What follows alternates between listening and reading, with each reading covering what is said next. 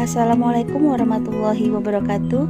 Selamat bertemu kembali pada pembelajaran IPA kelas 7 semester 2 dalam materi interaksi makhluk hidup dengan lingkungannya. Interaksi atau hubungan kehidupan dari lingkungan hidup digambarkan dalam ekosistem. Lingkungan hidup terdiri atas dua bagian, yaitu lingkungan biotik dan lingkungan abiotik. Lingkungan biotik adalah segala sesuatu yang bernyawa seperti tumbuhan, hewan, manusia, dan mikroorganisme. Sedangkan lingkungan abiotik adalah sesuatu yang tidak bernyawa seperti tanah, udara, air, iklim, serta cahaya. Misalnya pada ekosistem kolam. Pada ekosistem ini, ikan, tumbuhan air, serta plankton berfungsi sebagai komponen biotik. Adapun yang termasuk komponen abiotik adalah air, pasir, batu, dan oksigen yang terlarut dalam air tersebut. Setiap organisme di dalam ekosistem tidak dapat hidup sendiri dan selalu bergantung pada organisme lain dan lingkungannya.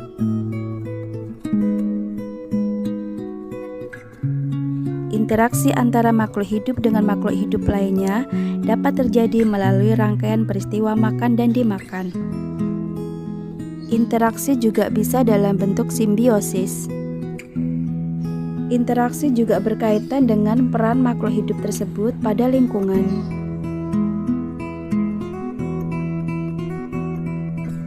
Rantai makanan merupakan peristiwa makan-dimakan di mana tumbuhan hijau berfungsi sebagai produsen yang menyediakan energi untuk konsumen, baik konsumen 1, konsumen 2, konsumen 3, maupun konsumen final.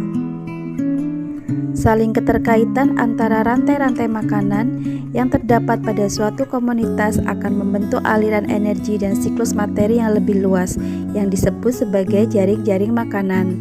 Jadi, jaring-jaring makanan adalah kumpulan dari rantai makanan. Piramida makanan adalah piramida yang menggambarkan perbandingan komposisi jumlah biomasa dan energi dari produsen hingga konsumen puncak dalam ekosistem.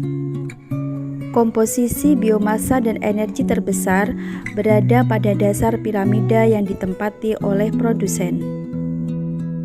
Interaksi antara makhluk hidup dengan makhluk hidup lainnya juga terlihat dalam peristiwa simbiosis.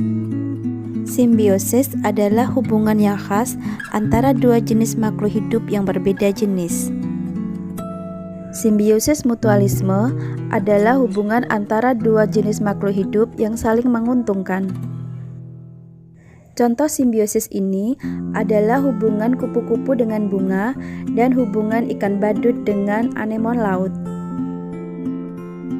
Simbiosis komensalisme, hubungan dua makhluk hidup di mana satu diuntungkan dan satu tidak terpengaruh.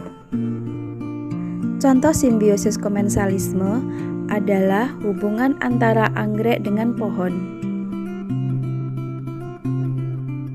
Simbiosis parasitisme adalah hubungan dua makhluk hidup yang satu untung namun satunya dirugikan.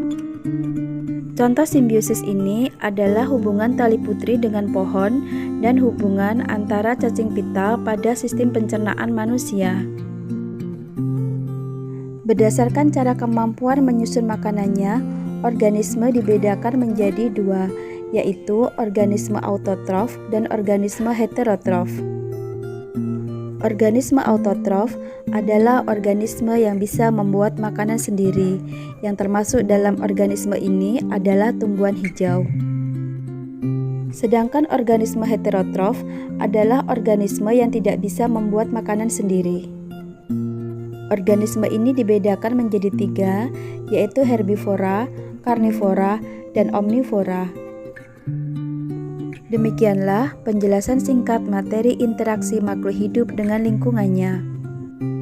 Semoga mudah dipahami ya. Sampai bertemu kembali pada pembahasan materi yang akan datang. Wassalamualaikum warahmatullahi wabarakatuh.